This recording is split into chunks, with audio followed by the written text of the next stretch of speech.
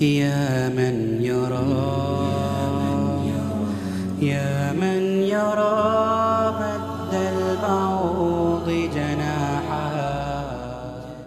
آج اللہ نے بزرگ کو اس کام کی برکت سے آپ دیکھو بڑے بڑے بیپاری، بڑے بڑے تاجر، بڑے بڑے انجینئر، بڑے بڑے ڈاکٹر اور بڑے بڑے بزرگوں دنیاوی عہدے کے اعتبار سے فخر کے ساتھ ہم نے ان سے کہتے ہوئے سنا کہ صاحب دعا کرو الحمدللہ میرے 2 بچے، ایک فلاں مدرسے میں، ایک فلاں مدرسے میں پڑھ رہا ہے اور تیسرا چھوٹا ہے وہ ابھی ماں کی گود میں ہے اور میں نے نیت کی میں اس کو بھی حافظ عالم بناؤں گا.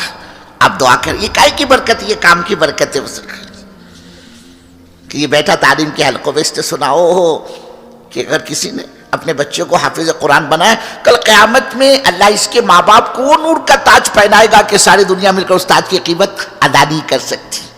اب دل میں داعیہ ہوا اس پہ تھا کہ اللہ یہ دے گا میرے کو اگر میرے بچوں کو حافظ بنائے کہ کل قیامت میں اللہ تعالیٰ حافظ کے گھر کے ایسے 10 احباب کے بارے میں مغفرت کے دروازے کھولے گا جن کے حق میں جہنم کے فیصلے ہو چکے ہوں گے. یہ حافظ قرآن اپنی وجاہت سے، اپنی سفارش سے ان کو جنت میں لے کر جائے گا. اب اندر کا داعیہ جاگا اس کا کہ چلو اپنی تو عمر ہو گئی، میں تو نہیں بن سکا قرآن کا حافظ، کم سے کم اپنے بچے کو تو پڑھاؤں تاکہ میری آخرت میں یہ کام میں دے. تو آج دیکھو آپ ہمارے مولانا رحمت اللہ علیہ فرماتے تھے بمبئی سے لے کر بنگلور تک 1500 کلومیٹر کی پوری پٹی پر کئی ایک مدرسے کا نام و نشان نہیں تھا بزرگ. 1500 کلومیٹر کی پوری پٹی پر اب تو علاقوں میں آپ کو مدرسے کا جال ملے گا. یہ کام کی برکت نہیں تو اور کیا ہے بزرگ. مکاتب کی زینت کی دعوت کی محنت بنی. ہاں اپنے اکاتے بزرگ کو مکاتب کوئی جانتا بھی نہیں تھا. آج اللہ نے اس کام کی برکت سے دیہات دیہات، گاؤں گاؤں، مسجد مسجد مکاتب کا ایک جال بچھایا. بیت اللہ کی زینت بھی دعوت کی محنت ہے.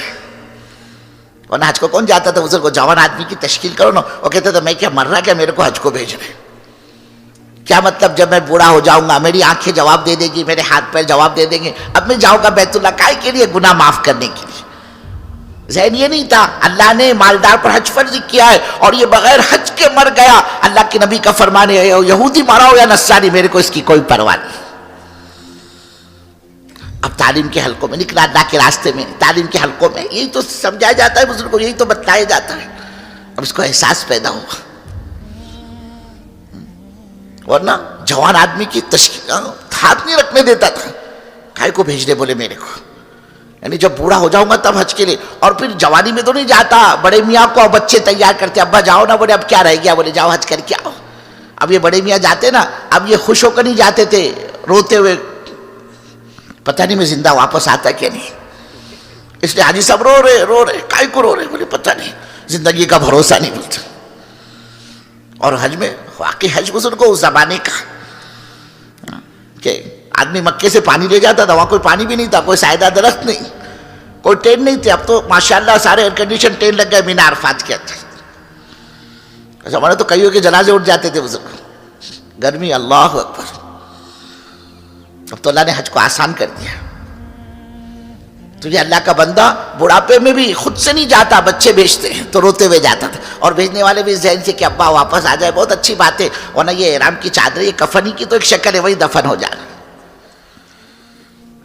آج اللہ نے اس کام کی برکت سے کئی جوانوں کو بزرگوں روتے ہوئے دیکھا کہ مولوی صاحب دعا کرو، 2 سال ہو گئے، 3 سال ہو گئے، میں حج کے لیے نمبر لگا رہا، میرا نمبر لگتا ہی نہیں. بولے پتہ نہیں اللہ نے مجھ بدقسمت کے مقدر میں حج لکھا یا نہیں. بولے یہ کام کی برکت بزرگوں. رمضان کا عمرہ کوئی نہیں جانتا تھا. فرائض کے لالے پڑے ہوئے بزرگوں، سنت و نوافل کا کیا پوچھنا. کوئی نہیں جانتا تھا رمضان میں عمرہ کیا ہوتا ہے. آج تو بیت اللہ پر ہجوم ہے بزرگوں، پیر رکھنے کی جگہ نہیں. اب تو برس کے 12 مہینے، سال کے 12 مہینے یہ حال،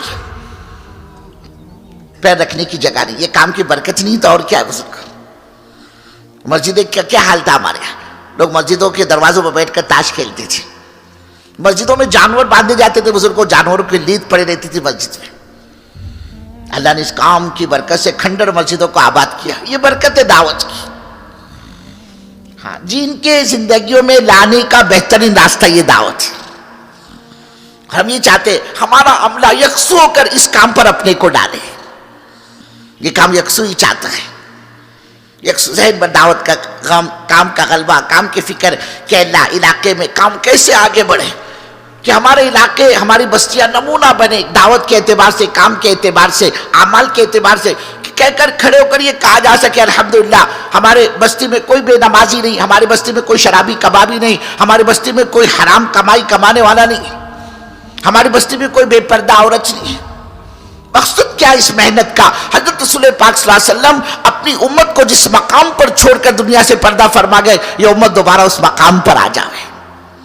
حضرت مولانا صاحب رحمۃ اللہ لوگوں سے پوچھا، حضرت کیا چاہتے ہیں آپ یہ دعوت و تبلیغ کے ذریعے سے؟ کہا اللہ کی قسم نہ میرے کو ملک چاہیے، نہ میرے کو مال چاہیے، نہ میرے کو عہدہ چاہیے، نہ میرے کو کرسی چاہیے، میں تو یہ چاہتا ہوں حضرت رسول پاک صلی اللہ علیہ وسلم اپنی امت کو جس مقام پر چھوڑ کر دنیا سے پردہ فرما گئے، یہ امت دوبارہ اس مقام پر آ جائے۔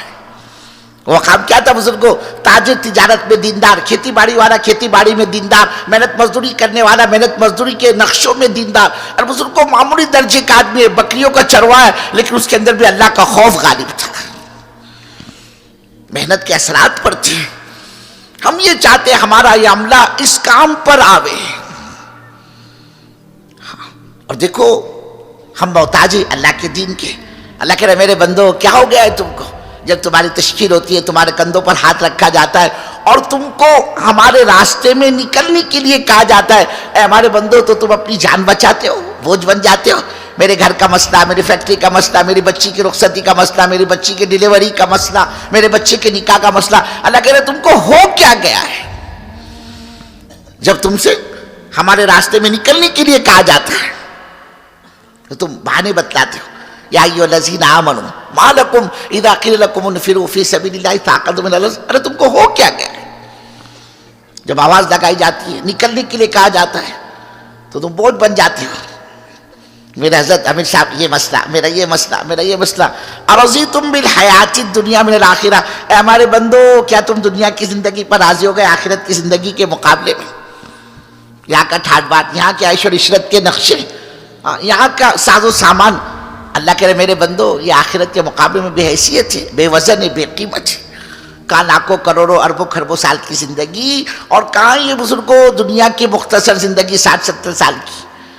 ہماری عمریں ہے کیا؟ اللہ کے نبی کا فرمان ہے میری امت کو جو عمریں ملی ہے مابین 60 و 70، 60 اور 70 کے درمیان کی۔ ارے بزرگوں کوئی سینکڑوں ہزاروں میں سے اللہ کا ایک آدھ بندہ سینچری پوری کر جائے وہ اور بات ہے، کس نے تو 100 سال پورے کر لیے، باقی تو آدمی 50، 55، 60، 65، 70 کے اندر اپنا بوریا بستر کو ڈال لیتا ہے۔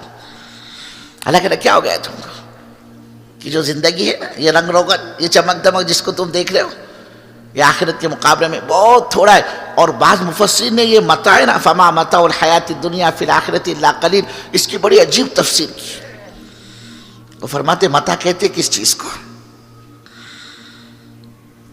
وہ فرماتے عورت اپنی ناپاکی کے ایام میں وہ چھیچڑے، وہ چندیاں جو ناپاکی کے خون سے بچنے کے لیے استعمال کرتی ہے نا، مفسر نے اس کو متاع کہا ہے جس کے پیچھے آج ساری دنیا بھاگ